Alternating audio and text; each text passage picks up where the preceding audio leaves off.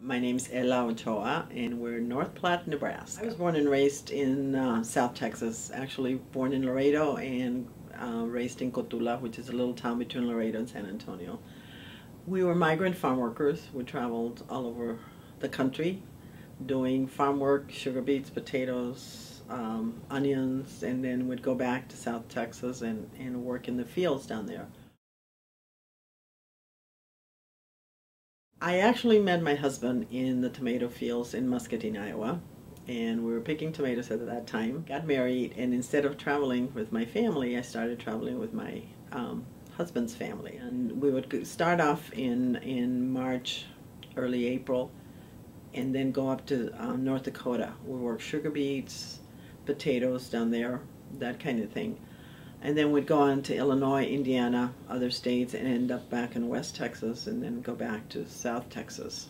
My first son was born, and then my second son was born. They were a year apart. And when they started school, they started complaining that we were moving all over, and they weren't in one school all the time. In North Dakota, what they actually did was, because there was a large migrant population, they would put all the children in the gym, the migrant children, and whatever teacher didn't have had a free hour or whatever would be the teacher coming in to teach them whatever it was. And you had all ages, all age groups, all in a gym. And the teachers came one day to register to the camp we were in, register the children, and they asked if I was interested in working, and I said, well, yes, anything to get out of migrant work, to get out of the fields, because I actually, with my two oldest ones, I had gone from the sugar beet field to the hospital to deliver. And so I started working with the migrant schools, taking the children, enrolling them, and making sure the bus would pick them up and that kind of thing. And then somehow some of the people saw some potential in me, and I started as a teacher's aide, and then they said, we will promote you to liaison between the migrant schools and the migrant families. If you just go out, visit all the families, enroll the children in school, ensure that the children are going to be okay, that kind of thing. So I did that for a number of years. Then there was a migrant ministry team of a couple of nuns and priests that also worked with the migrant family. They said, we really believe that you can get your GED. And we believe in you, we think you're intelligent and wouldn't have any problem. And that just gave me the strength to want to do more. So anyway, then by that time my children had started school and they were complaining, we'd go to North Dakota, we'd go to Indiana, we'd end up in Texas, that kind of thing. So he came down here, he got a job, and then found a house and all that, and a few months later we moved down here.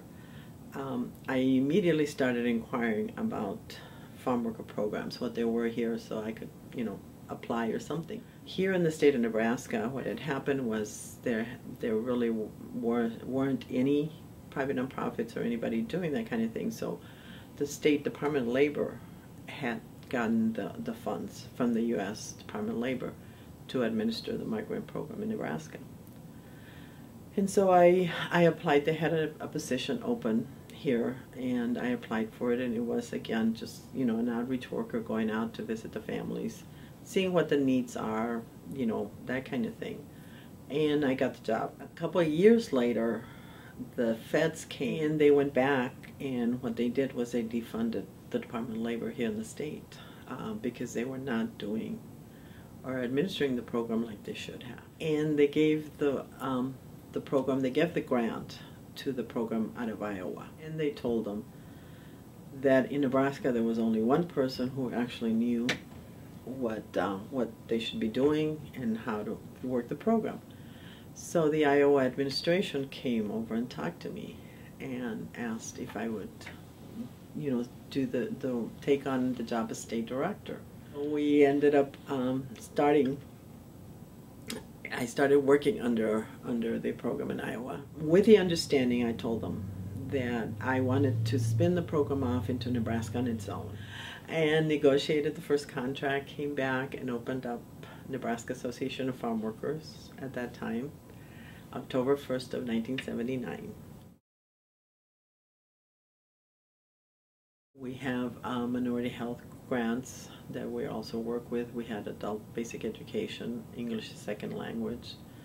We've done some housing programs. We've gone into partnerships with housing authorities and built in Lexington an 18-unit elderly, 202 frail and elderly housing project. In Imperial, we built an 8-unit 202 elderly, frail and elderly. Well, we have some emergency services for the in-stream migrant who still wants to stay within the migrant stream and continue on working, and that's great. And then for those choosing to get out of migrant work, and we're seeing a lot of the agricultural work diminishing because of pesticides and that kind of thing. So we have, if they choose to enter what we call our employment and training program, then we can send them, they can go to school. We offer from English second language classes, GED preparation. We have contracts with community colleges. If they want to go on to school, we can do on-the-job training with finding an employer who can train them for a period of time. We pay half the wages, the employer pays the other half, and then he hires them on, that type of thing. So we need this labor force, for sure. They're not taking jobs away, as it is believed. I'm not saying, we need all this undocumented population here, but they are the ones that are doing the work, because the people, they don't want to work in the feedlots.